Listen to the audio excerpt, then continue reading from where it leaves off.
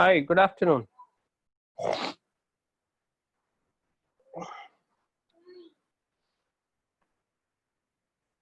So I think they have increased the times between classes.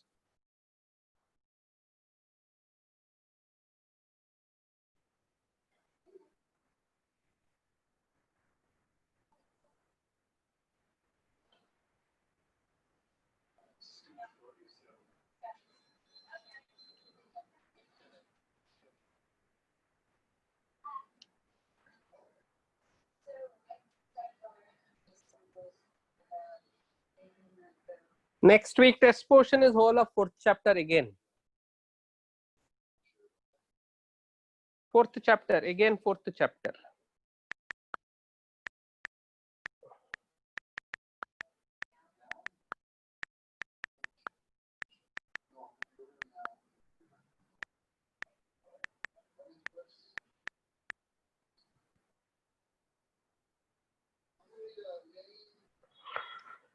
Today, are we starting with a new chapter? Mostly, yeah.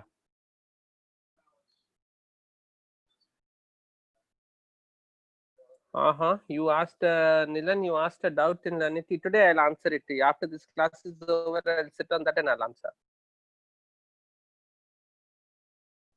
You sent me a question. Senthil sent me a question. Can let us have a question solving session from H.C. Verma. Okay, tomorrow I will get the book, and then again tomorrow we will have a session on H.C. Verma. So tomorrow we are going to have two sessions. One session we will do chemistry solutions, and then the second session we will do H.C. Verma problems. Okay, so that is the agenda for tomorrow. Please make notes. And then later don't tell that you were surprised. Okay, so tomorrow's agenda.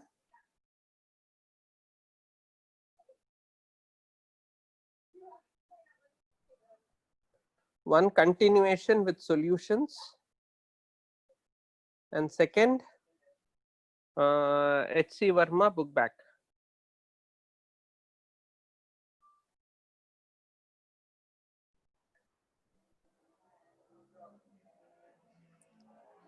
Okay, so we will work on that. Yeah. Okay, so let us move now. So the next chapter that I want to discuss with you is electromagnetic induction.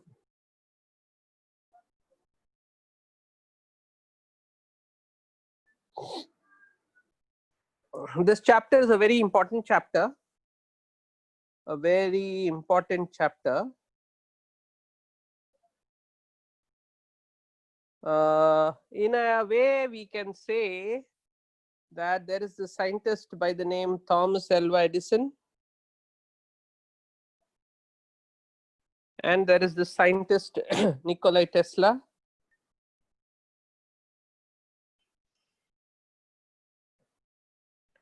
The difference between these two people is this guy knew this chapter well.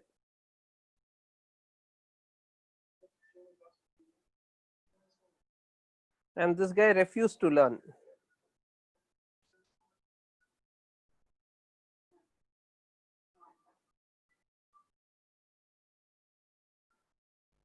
So that was the big difference between Thomas Alva Edison and Nikola Tesla. No T here, Tesla, Tesla. Okay, so let's look at it. Basically, this chapter was also discovered or invented in Europe, unlike Thomas Alva Edison, who was in US at that time. So we are talking about the time between 1830 to not even 1830, actually even later than that, 1845, 1850, we are talking around that time.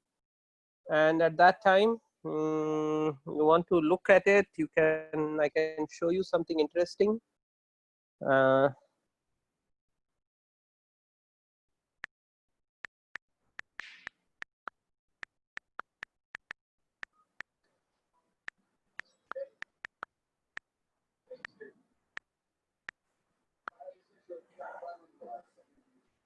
I can show you something which I wanted to show.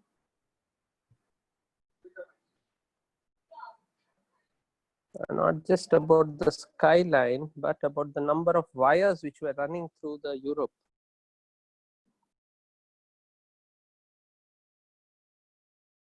I don't think I put the right words there.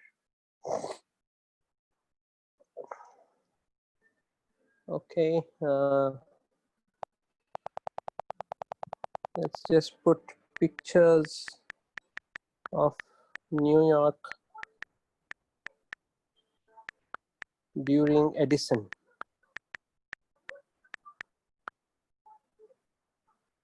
But that should go. I think I should put the year.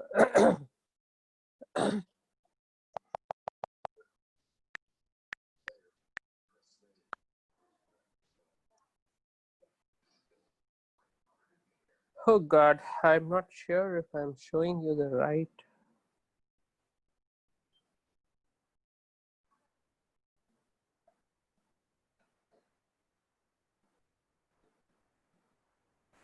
Okay, 1 minute.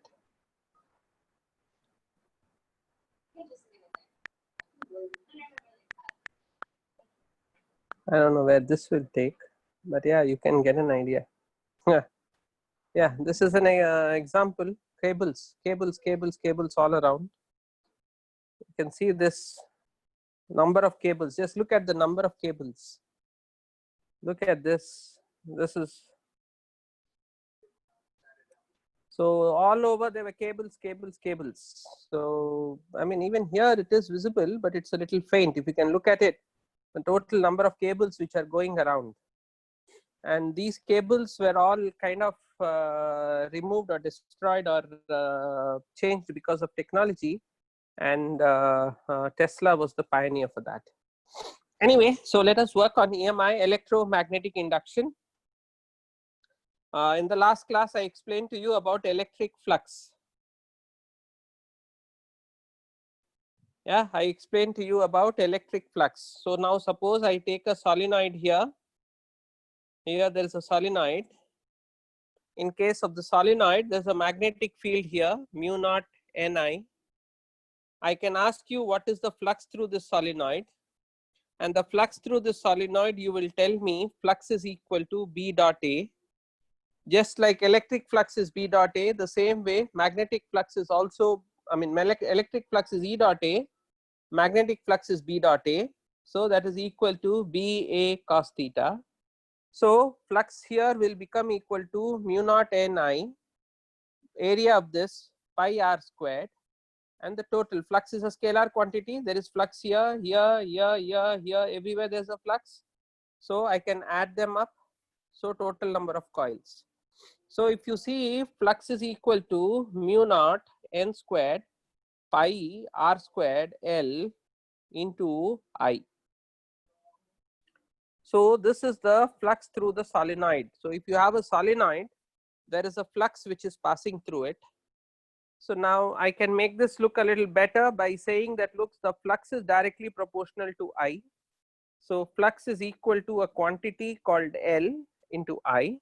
So this whole thing is a constant which I'll call is equal to L.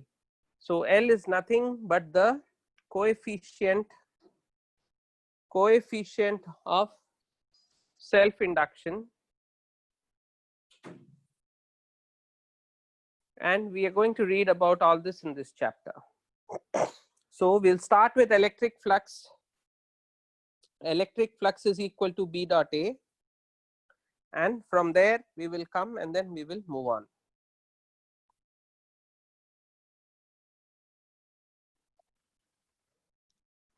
Yeah, there is a hotel named Edison. There are many things. Did we get any solution from my question? For my question, that workbook question. Which one, Ashwin? You're talking about that rectangular wire in two planes. I got that. Yeah, I got that. I will send you a solution today. I will send you a video today. Is the magnetism and no, I will teach after this chapter. I'll teach magnetism and matter, because a lot of magnetism and matter is deleted portion. So I don't want to talk about it right now. So let's finish this chapter, then we will go. This is a continuation from the previous chapter. So after that, we will go to the next chapter. Okay, so here, so guys, let's focus.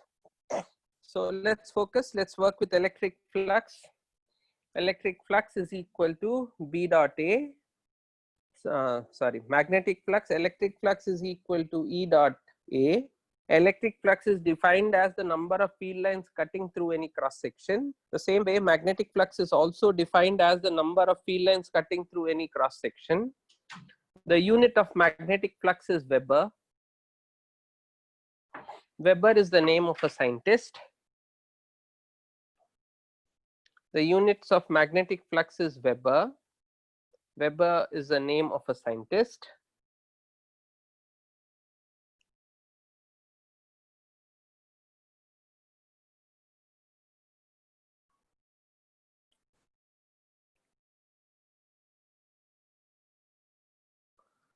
Okay, unit of magnetic flux is Tesla. That comes from the Nikola Tesla that I was talking of. And the area is area, meter squared. So 1 Tesla is equal to 1 Weber per meter squared. 1 Tesla is equal to 1 Weber per meter squared.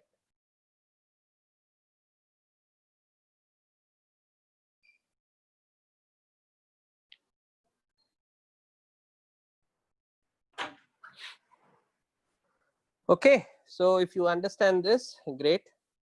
There is a video on YouTube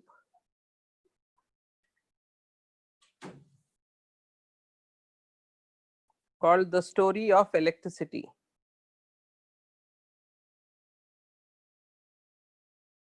It's a BBC production.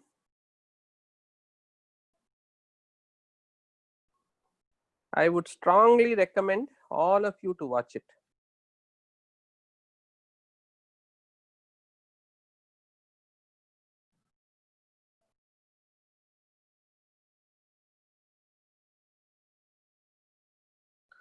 Okay, it's called The Story of Electricity. Most importantly, there are many stories of electricity. Look at one that comes with the BBC production. So coming back, if you have a wire here which carries a current, if you have a rectangular coil here, suppose this distance from here to here is D, and this distance from here to here is A, and this distance from here to here is L, and this carries a current I. My question is, what is the flux? What is the flux through the rectangular coil, rectangular frame? Okay, this is a rectangular frame. My question is, what is the flux through the rectangular frame? Many of you will be able to do it. Those of you who don't do it, try. I will do it for you in a few minutes. So there is also a movie about Edison and Tesla and the feuds between them called The Current War. Yeah. Symbol for Weber. This one is a 1 week chapter. This one is a 1 week chapter. No more 1 month chapters. 1 month chapter, next is only optics. Optics is a 1 month chapter. So the target for the month of August to finish magnetic properties of material, to finish EMI, and to finish AC. This will take 1 week, 1 week, 1 week. 1 week we will have to just fool around. What is the flux through the rectangular frame? So that is the question. So if that is the question, first understand B is equal to mu naught I by 2 pi D plus X. This distance from here to here, suppose, is X. Yeah, D plus X, right? Now suppose this distance here is dx. Area is equal to L dx. Now look at the magnetic field. The magnetic field is a variable. Yeah, B is a variable. When B is a variable, it is impossible for you to do B into area and get it. So the only way, whenever you have a variable quantity and you want to find out the sum, then we have to use calculus.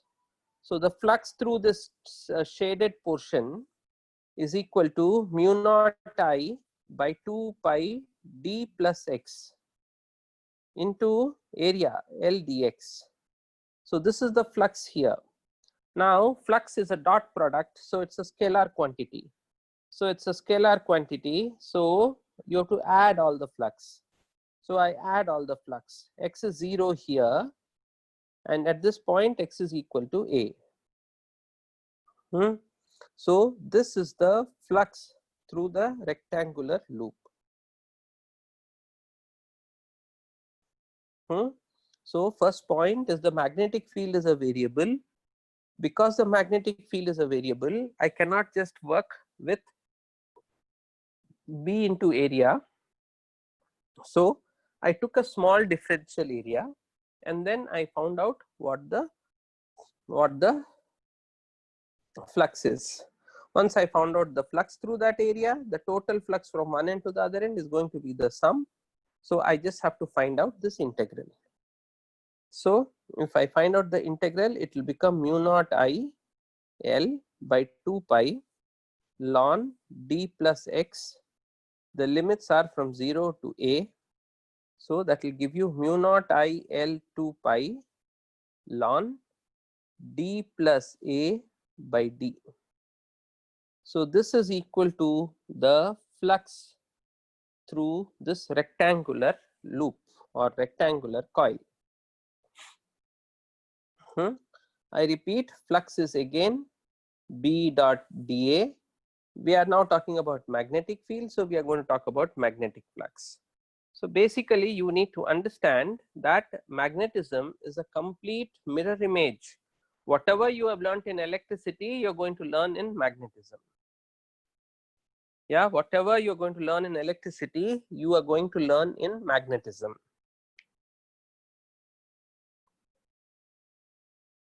Now I just okay, first you guys understand this, and then I just want to discuss about something. Yeah. Okay, guys, come back. No talking about movies or anything. Let's just work, nothing else. Yes, Harish. Yeah. Okay. So if others got it, then we moving on. Now, friends, I have a small thing for you. Suppose there is a charge particle here, Q. Okay, at this point, what will you see? You will see there's an electric field kq by r squared in this direction. At this point also you will see an electric field, but the direction will be different, but you will still see an electric field kq by r squared. Yeah, right? You're going to see this. Now suppose suddenly this charge starts moving. Okay, suddenly this charge starts moving. Now when you see this charge starts moving, then do you understand that dx by dt is its velocity? Now if dx by dt is its velocity, do you see that there is a rate of flow of charge? So if there is a rate of flow of charge, do you see that there is going to be a rate of flow of charge is nothing but current? Yeah. So I can say that there is a current. So if it starts moving with a velocity v, it is equal to a current q by dt into dx. So this will be the current. So now if there is a current here at this point, what will you see? You will see a magnetic field.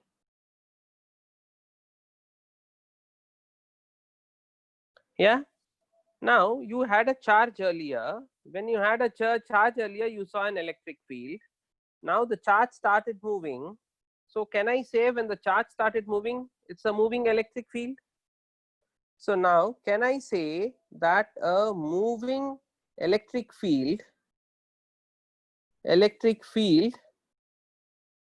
experienced as a magnetic field?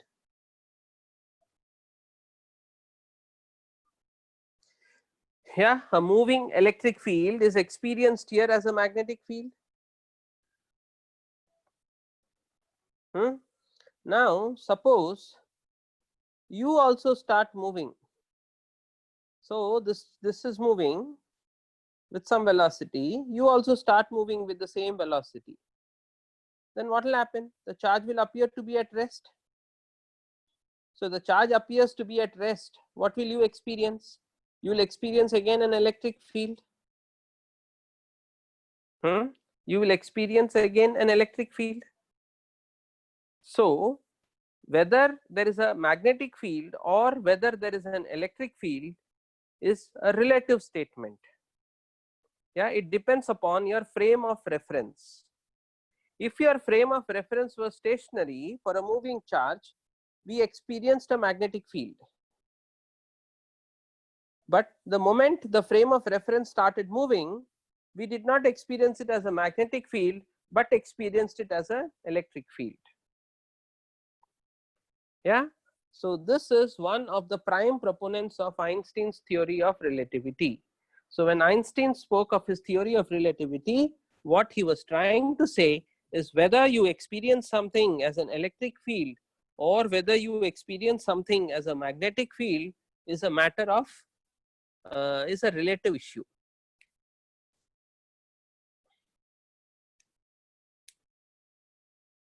Okay, so I hope you are able to understand this concept.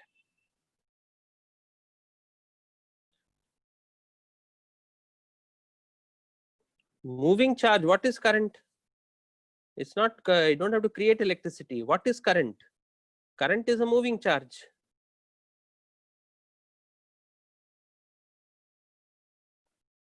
Yeah, so that's it. So it's an experience. So now beyond this, you have to now go into the theory of relativity, which we don't need to know. But I'm just telling you, there was a doubt which was asked to me on this particular matter. So I'm just trying to clarify. Moving charge gives rise to a magnetic field. Now suppose you also charge, you also move. So the simple experiment which Einstein was talking about is, he said, let's imagine there's a conveyor belt and there are charges placed, and these charges are placed here. So there is an electric field. Yeah, at any point there's an electric field. You make these charges move. So suppose, yeah, you make these charges move. So the moment you make these charges move, there's a current. The moment there is a current, you experience a magnetic field. Then you stand on a similar conveyor belt which is moving with the same velocity. Now you are at rest relative to the charge particle. So what you experience is going to be a electric field and not a magnetic field. Okay. So if you have a proton beam, do you see that these are two parallel currents? So two parallel currents attract.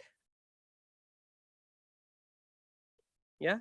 So a proton beam eventually should become finer and finer and finer. So its intensity should increase and it should become a very fine beam.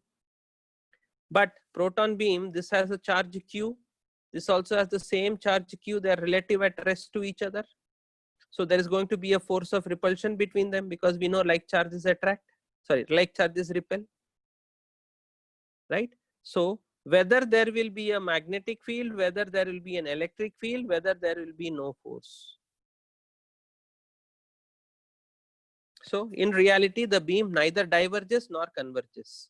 So I can infer something of this kind. But this should again depend upon the velocity, because the electrostatic force is fixed between them. But the magnetic force depends upon the current, and the current will depend upon the velocity rate at which the charges are moving.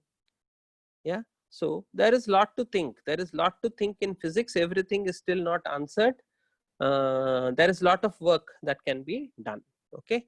So please think about this. That is what is Einstein's theory of relativity. Okay, it's a part of it. It's not the full thing. It's a part of it. So coming back to our example. So if I have a wire here and if I have a rectangular loop here, now there is a electric flux here, sorry, magnetic flux here. The magnetic flux is mu naught I by 2 pi ln d plus a by a. Yeah, so this is what we saw is the electric flux. So this is what we saw is the electric flux. So if there is a magnetic field here, B, and if you have a frame here, so frame has an area A, so the flux through this, is equal to B into A. Yeah, so flux is a scalar, its unit is Tesla, sorry, its unit is Weber. Now somebody was asking me, how do you represent Weber? Any unit which is the name of a scientist is written with small w. Sorry, if you're writing the name of the person, it is small w. Or if you want to put a symbol to it, capital first letter. So you have 1 Newton, 1 Tesla. But if you want to write Tesla, so it should be 1 Tesla. Here you don't put capital letters even though it is the name of a person. So a force of 1 Newton acts. So this N should not be capital. 1 Weber, W-E-B-B-E-R, Weber. Okay. So I hope you are able to understand.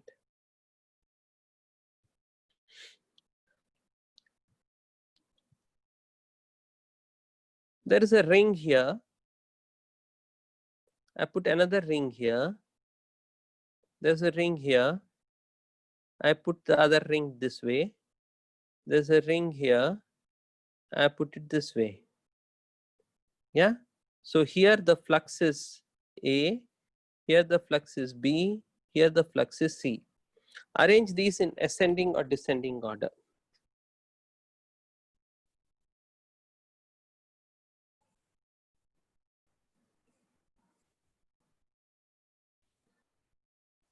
Arrange these in ascending or descending order.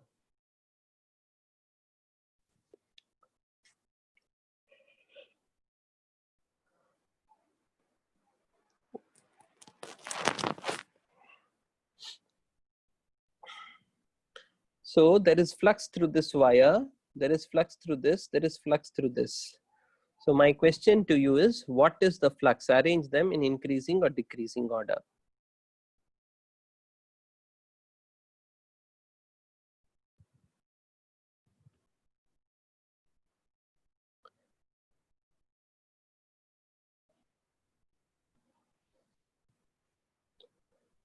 Why do two parallel current carrying wires attract each other instead of repelling? We saw, no, the magnetic force is there between them, and then the direction of the magnetic force tells us that it should attract. Yes, Soumya, we got that we did some work. We took a wire, we took another wire, we took another wire. So we did some current here. So magnetic field is into the plane of paper. So for a magnetic field into the plane of paper, the force is in this direction. Here the magnetic field is out of the plane of paper. For a magnetic field out of the plane of paper, it is here. So both these forces are towards each other. So they attract each other.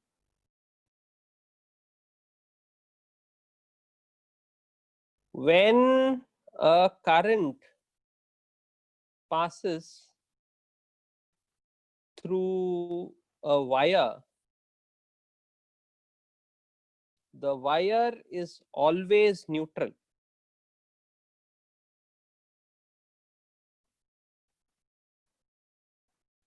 The wire is always neutral. So there is no electrostatic force.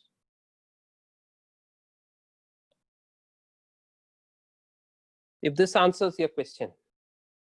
Yeah, when a current passes through the wire is always neutral. So there is no electrostatic force between them. Yeah.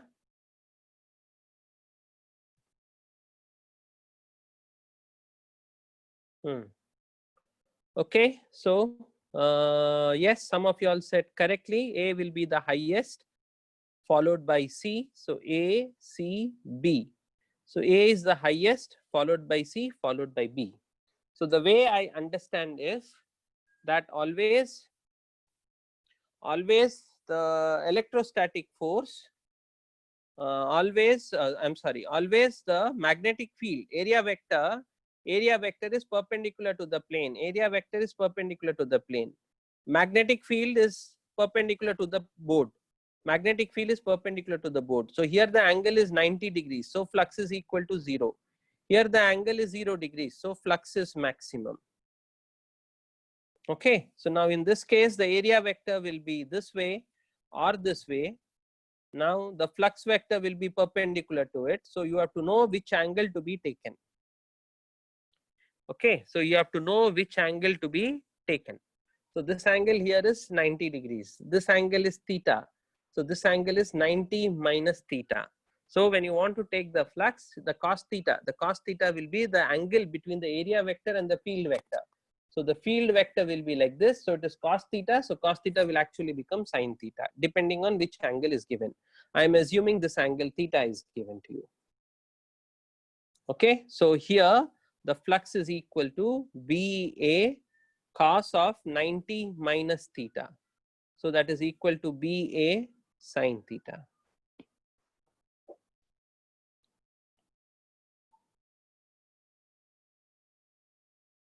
Okay.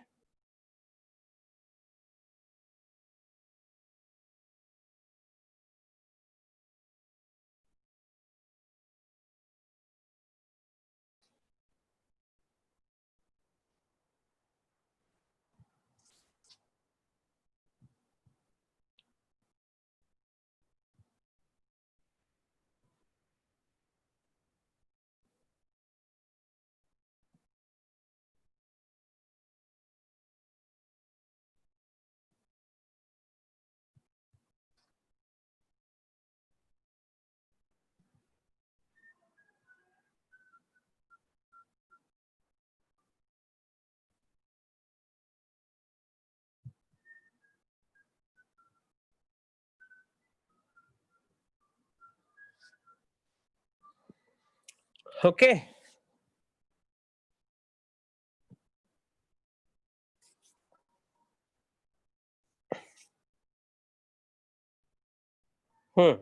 So if you understand this, that's okay. Plus minus 1, that is okay. Doesn't matter. That we will see whether the magnetic field is inside or outside. I have still not told you whether the magnetic field is inside or whether the current is clockwise or anti-clockwise. I have not told you anything. If a point is near a moving charge, will there be a magnetic field only or electric field only or both? There will be only a magnetic field. Okay. So yeah, so the first thing that you all need to learn about is electric flux is magnetic flux is magnetic flux. Magnetic flux refers to the number of field lines, magnetic field lines cutting through a given area. Okay, the number of field lines cutting through a given area. So flux magnetic is equal to B dot dA, I mean integral, which is equal to B dot A. Okay, this is a 2-mark question. Its unit is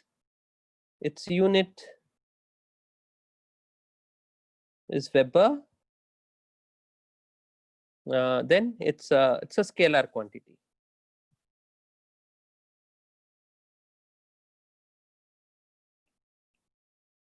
Okay, its unit is Weber and it's a scalar quantity. Okay. Yeah. Next, let's move on. So you have this scientist by the name Faraday who did a few experiments. So his experiments are known as Faraday's experiments. So what he did is he took a coil like this and he connected it to a galvanometer. He took a magnet. This is the north pole of the magnet. This is the south pole of the magnet. He brought the north pole of the magnet towards the solenoid. So when he brought the north pole of the magnet towards the solenoid, he saw that there was a deflection in the galvanometer. Okay, so this is what is known as his first experiment. So his first experiment, that a magnet was moved towards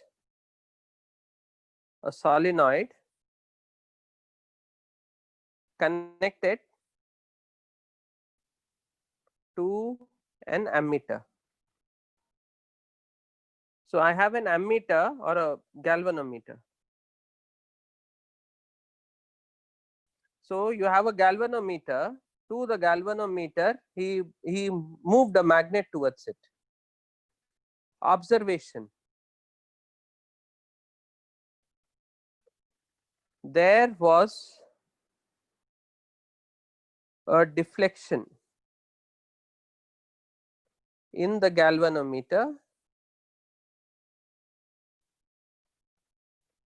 as long as the magnet moved. It's very important that we understand this. This is again a 3-mark question. Write short notes on Faraday's experiments. So this is his first experiment. So totally there are 3 experiments, and this is the way it has to be written. So his first experiment, a magnet was moved towards a solenoid connected to an ammeter. Okay, and the observation was there was a deflection in the galvanometer as long as the magnet moved. So he brought it towards, and he could have taken it away also. In both cases there was a deflection. Okay, then based on this he made an inference. His inference was, as long as the flux associated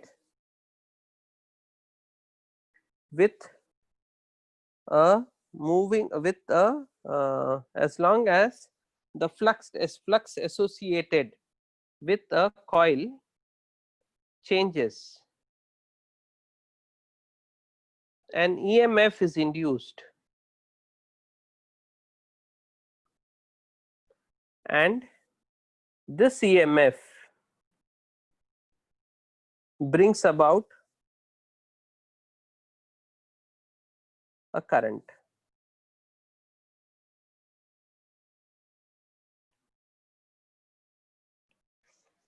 As long as the flux associated with the coil changes, an EMF is induced, and this EMF brings about a current in the coil.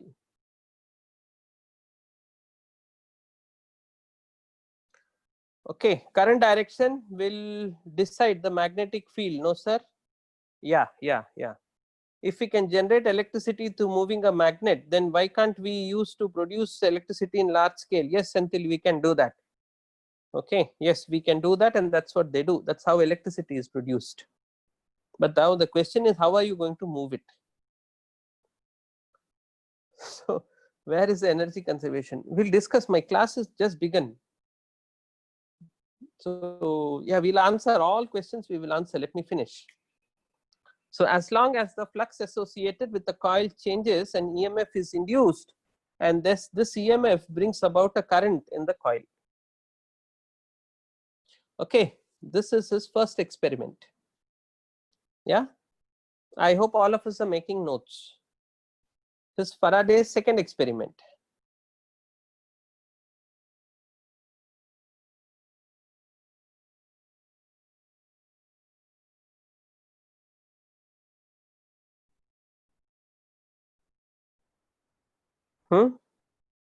So second experiment is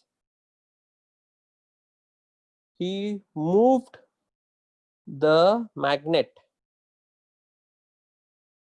at varying speeds. He moved the magnet at varying speeds and observed the deflection in galvanometer.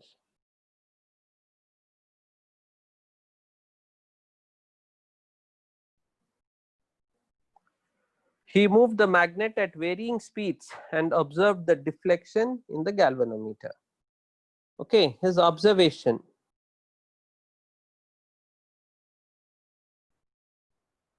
The deflection in the galvanometer is directly proportional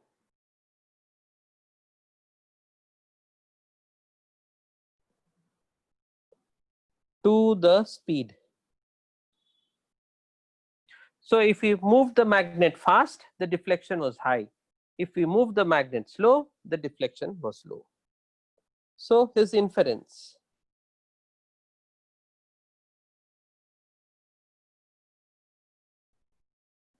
The induced EMF is directly proportional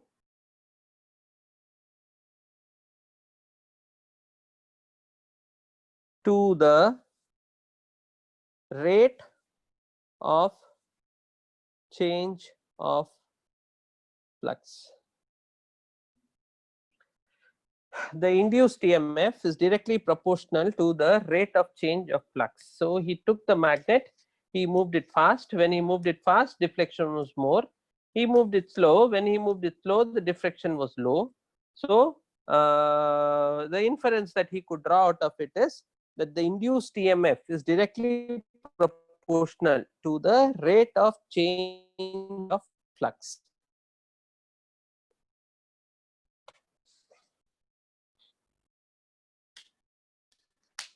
Yes.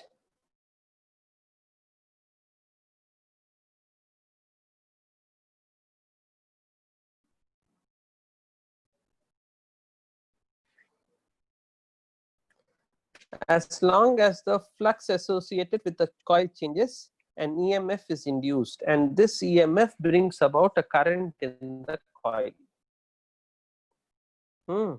Then Faraday's second experiment is he moved the magnet at varying speeds and observed the deflection in galvanometer.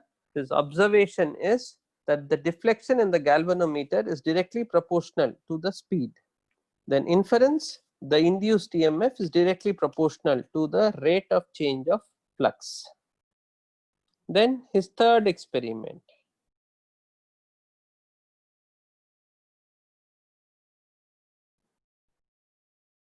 His third experiment.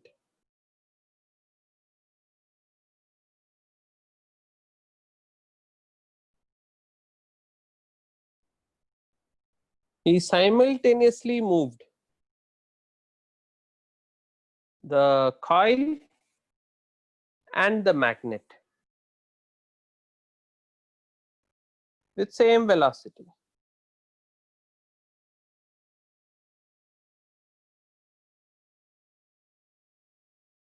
His inference, no EMF was induced. His observation. Inference, there is EMF induced only when there is a relative motion between them. So only when there is relative motion between them, there is induced EMF. If there is no relative motion, there is no EMF. Okay. So from these experiments, he formulated something which is called Faraday's law of electromagnetism. So according to Faraday's law of electromagnetism, whenever a conductor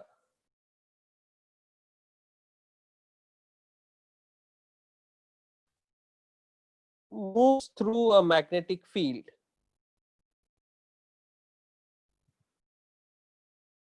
or the flux associated with a closed loop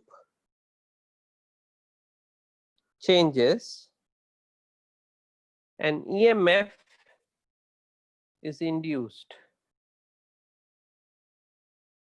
Now, this EMF is directly proportional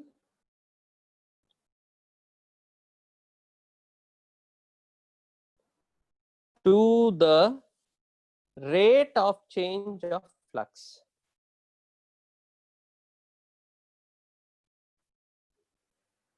One class will be boring. We need to write lots of notes. After this, there will be nothing. It's a very small, beautiful chapter. So, yeah, so have patience. So, this EMF is proportional to d phi by dt. So, the rate of change of flux. So, if the rate of change of flux is more, EMF is more, and vice versa. This is Faraday's law of electromagnetism.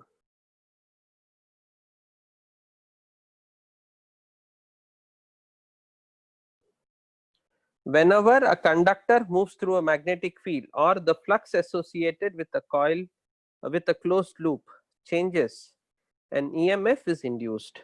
This EMF is directly proportional to the rate of change in flux. So, EMF is proportional to d phi by dt. So, rate of change of flux.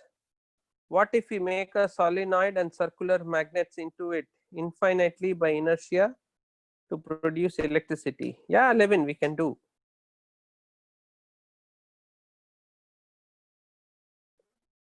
Yeah, so only when there is a relative velocity between them and EMF is induced. No, velocity. How will velocity be equal to the rate of change of flux? No, velocity is different, this is different. First experiment you wanted to see, I've lost touch where it is. Yeah, this is the first experiment.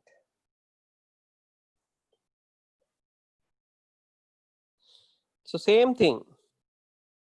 First, then he moved this rapidly. When he moved it rapidly, deflection was more. Then he moved this also together. Nothing happened. So, then he said only whenever there is a relative change in flux between a relative motion between a relative change in flux. Okay. So, this is his second experiment.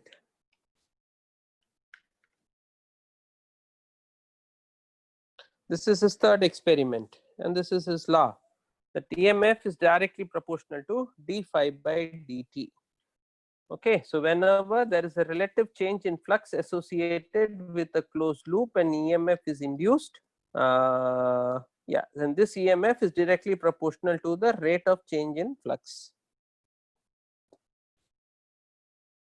In every exam, chapter number 4, 5 and 6 are together. Majority of the questions come from chapter number 6, followed by 4 and then by 5. Okay. So, chapter number 6 is more important than the others. I already hope you guys realize why. So, EMF is equal to d phi by dt, change in flux. Yeah. Then, if you understand this, then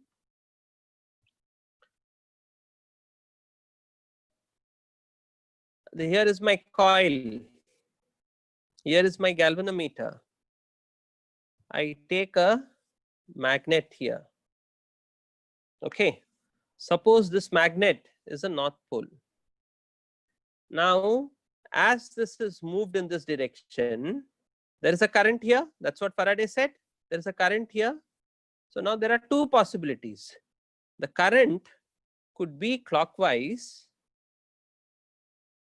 or it could be anti-clockwise. Okay. Now, if the current is clockwise, then this will be a south pole. Now, if it's a south pole, there will be an attraction between them. So, by initiating a small motion, this magnet will start moving in this direction automatically. So, current is generated automatically. So if current is generated automatically, we are violating the law of conservation of energy.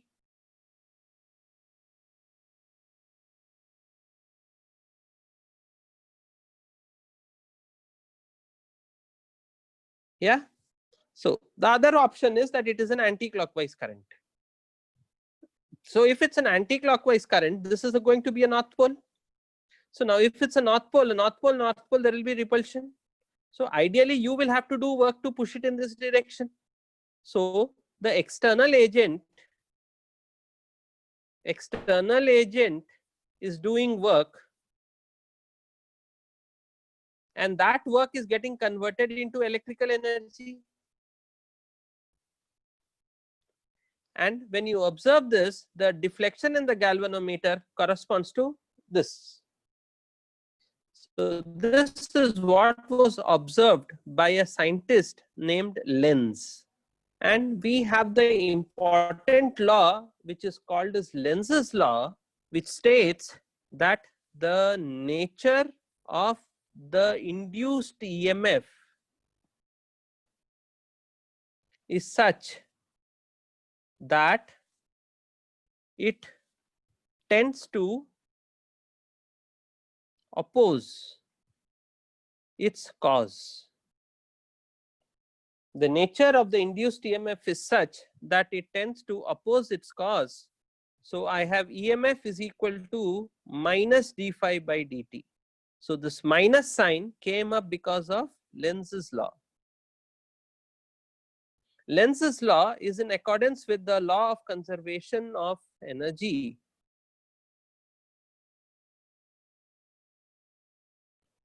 And which, if I have to bring it back here, tells me that the external agent has to do work. So if this is a north pole, the induced pole here will be south when it is moving this way. When he is moving it away, this induced pole will now be a south pole, so that it would want to pull it back. Yeah, so please make a note on Lenz's law. So even while we were discussing Faraday's law, there was a question on what happens to the law of conservation of energy here. So well, there it is. So the nature of the induced EMF is such that it tends to oppose its cause. So in this case, the cause is the magnet moving towards. So the nature of the induced EMF will be such that it will tend to push it away.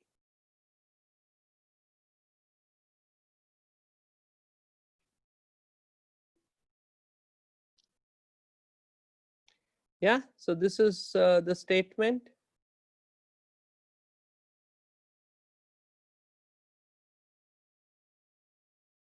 Where did I write Faraday's laws?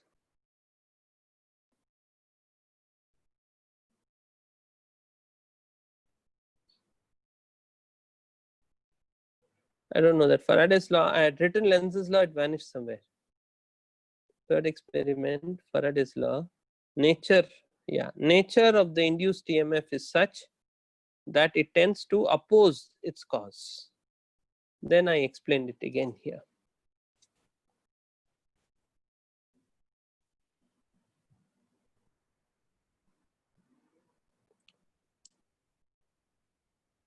How can someone possibly move two things with the exact same velocity? Yeah, you can put them on a trolley and move the trolley. So please go a bit slower. Okay. If we curl our right hand according to the current, our thumb gives the direction of the north pole, right? No, wrong. The way it will work out here is different. You have to look at it. Clockwise is south pole, anti-clockwise is north pole. Yeah, you can say by the right hand rule also, but I don't know that rule. For me, anti-clockwise is north pole, clockwise is south pole. Yeah. I have nothing more to teach, so we have all time on earth. So first Faraday said, whenever a conductor moves through a magnetic field or a flux, or there is a relative change in flux associated with a coil or with a closed loop, an EMF is induced. So Faraday's law tells us that EMF is proportional to d phi by dt. So that proportionality was changed to an equality with a minus d phi by dt. So this minus sign has come because of Lenz's law. What is Lenz's law? Lenz's law is the nature of the induced EMF is such that it tends to oppose its cause. the nature of the induced EMF is such that it tends to oppose its cause. So what do you mean by this? So now suppose I have a coil here like this, and I connect it to a galvanometer, and I have a south pole. Suppose the south pole is moving in this direction. So if the south pole is moving in this direction, there are two possibilities. There could be a north pole here, or there could be a south pole here.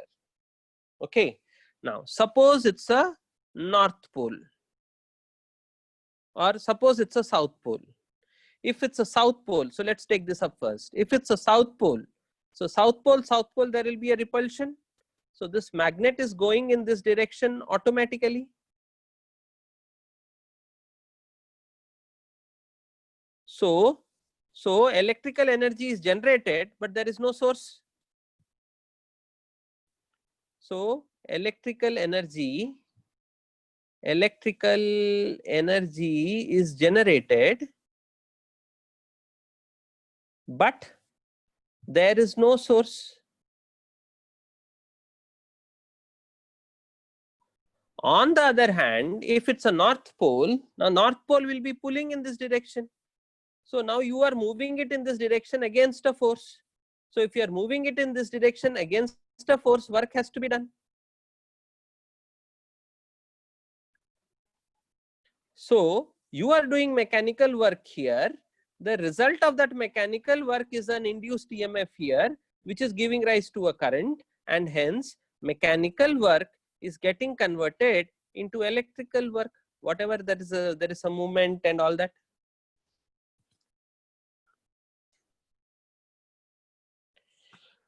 Yeah, mechanical work is getting converted into electrical work. So this was the great idea behind Faraday's laws of electromagnetism.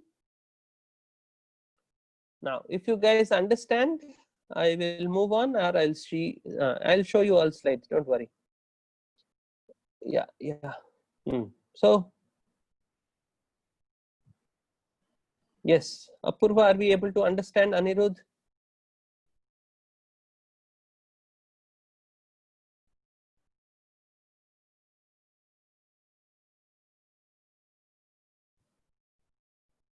EMF induced is equal to the rate of change of flux. EMF induced is equal to the rate of change of flux.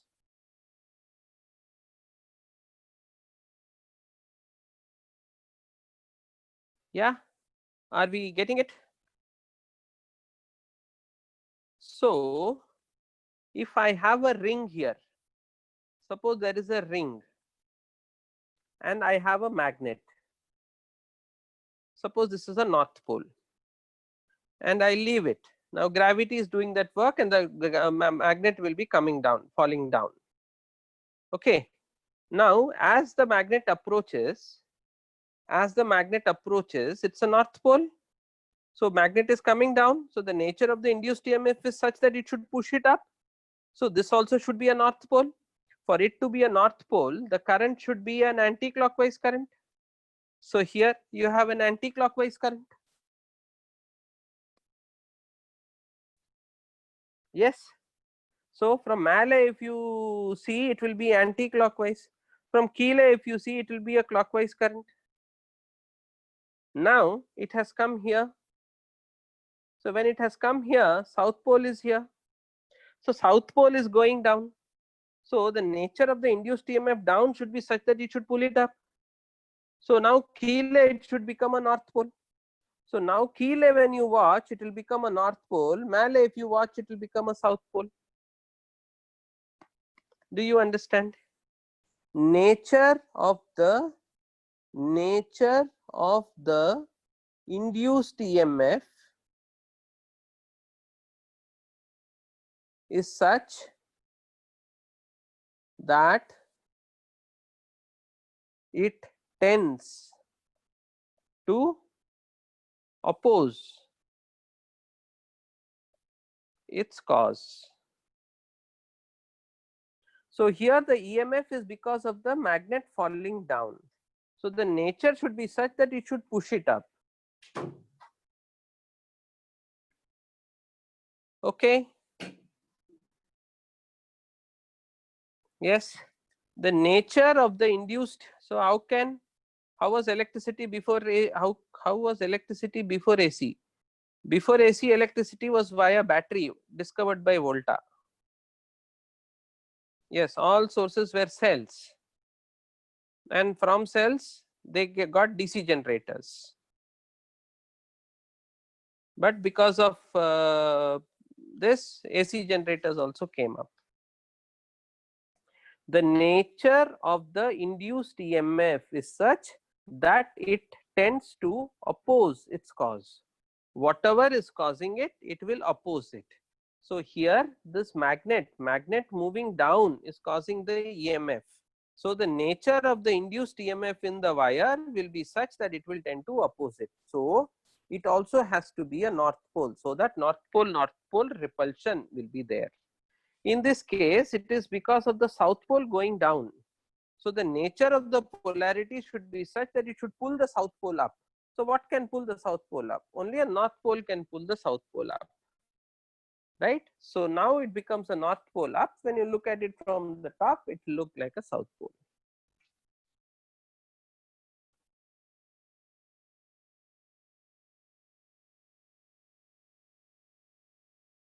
Okay.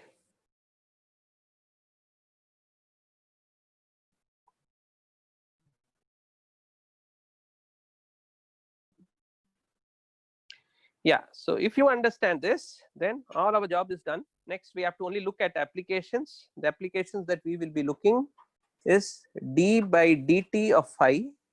So that is equal to d by dt of b dot a. So that is equal to d by dt of b a cos theta. So I can change b, keeping the others constant. So a cos theta db by dt, plus I can keep b cos theta dA by dt. I can keep BA constant and change cos theta alone.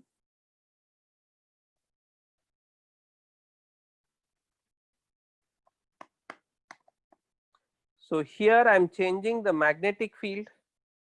For a permanent magnet, you can't change the magnetic field. So here we will talk about electromagnets.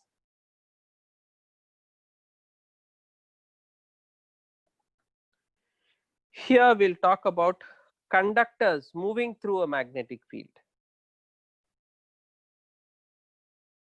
Conductors moving through a magnetic field. This is what is known as the motional EMF.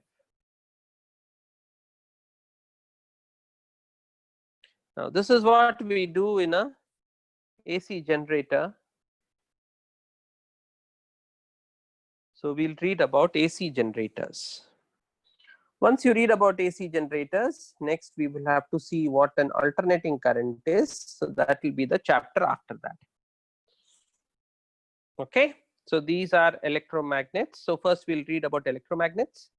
Then for formality's sake, because we are doing this chapter, we'll complete all this. After we read electromagnets, then we will talk about permanent magnets, that is the previous chapter. And in permanent magnets, we have to compare permanent magnets with electromagnets. So only if you know what an electromagnet is, you can compare it with a permanent magnet. So that is why we are learning electromagnets first. Okay, so I hope you are able to understand the full picture. It is important to get this picture. Once you get the picture, yeah. So this one is differential by product rule. Yes, I am doing differentiation by product rule. When the magnetic force is somewhat equal to gravity, then will the magnet fall? No, it won't fall. Yeah, so you can devise a system where they both become equal. So it has to move fast. So they can show in a movie James Bond is falling down under gravity, and then what he does is he somehow activates a magnet and then again he has high velocity so that he passes through a conducting loop, and then yeah, it saves him. So yeah, I can. So tomorrow's agenda, solutions, we will be learning. We'll have two classes, the first class and the second class. First class we will be doing solutions, and in the second class we'll be doing problems from H.C. Verma. So we'll try to do some 3 to 4 problems from H.C. Verma and then come back to our regular stuff.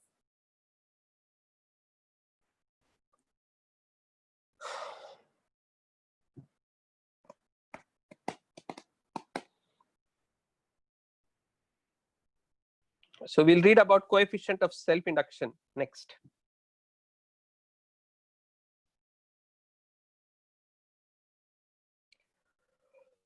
So we did some questions on electric flux. So today we've just discussed, magnetic flux. So we've just discussed what is magnetic flux. So this is the introduction part in your chapter. Then I took a short detour, and then we were talking about moving current, moving charges, and so on.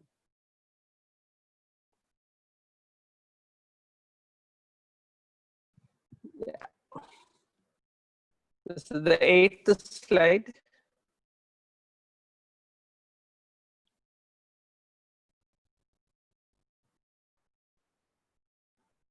Ninth slide, I asked you about 3 orientations where flux will be high.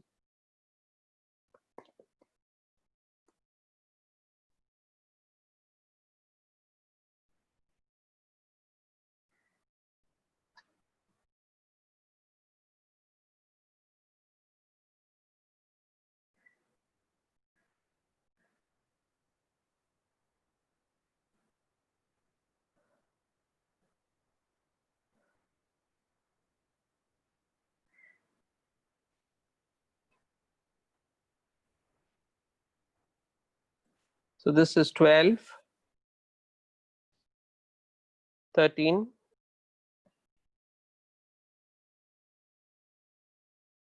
14,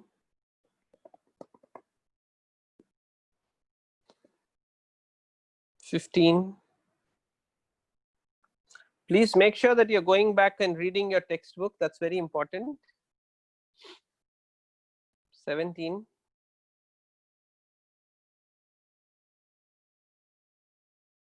So this is 17.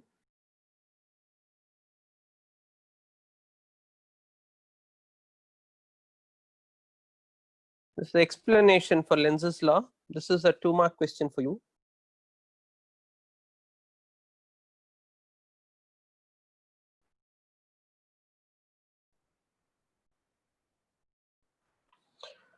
$19,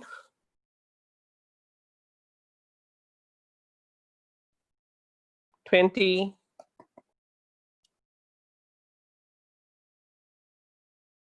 21.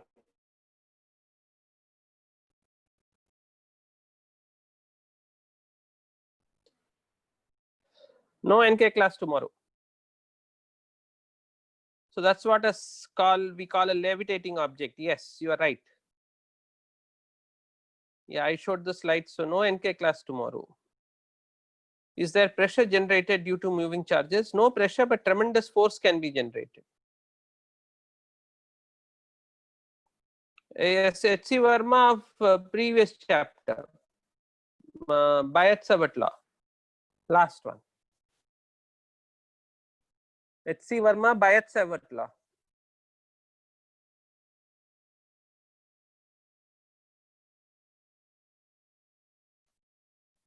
Okay. Bye.